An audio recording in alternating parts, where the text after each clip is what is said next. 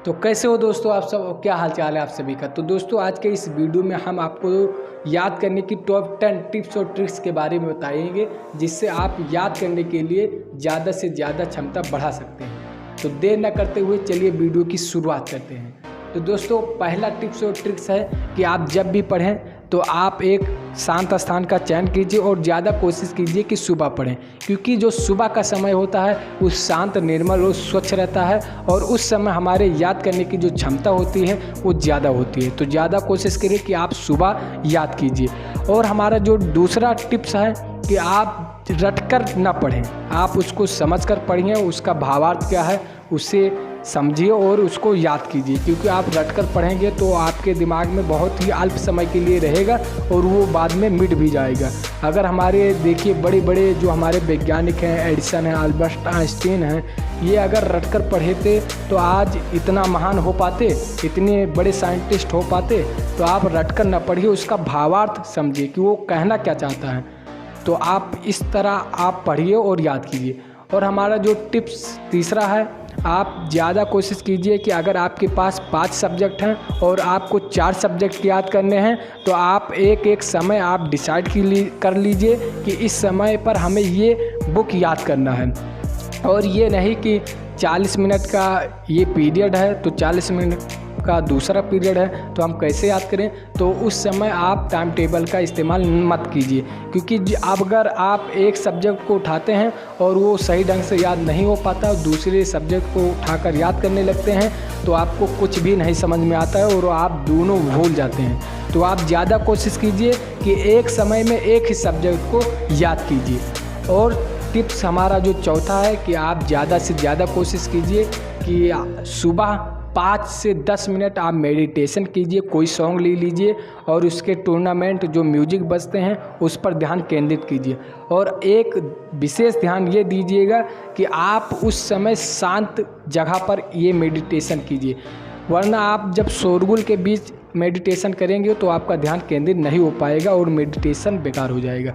तो मेडिटेशन के लिए एक शांत स्थान का चयन कीजिए और 10 से 5 मिनट मेडिटेशन ज़रूर कीजिए।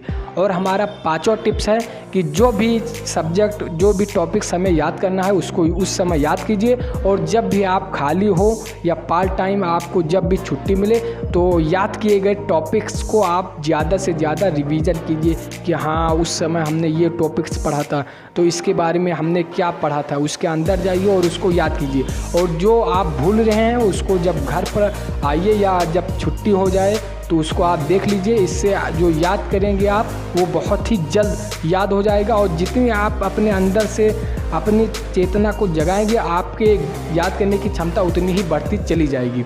तो ज़्यादा कोशिश कीजिए कि जब भी आप खाली हो तो याद किए गए टॉपिक्स को रिवाइज करें।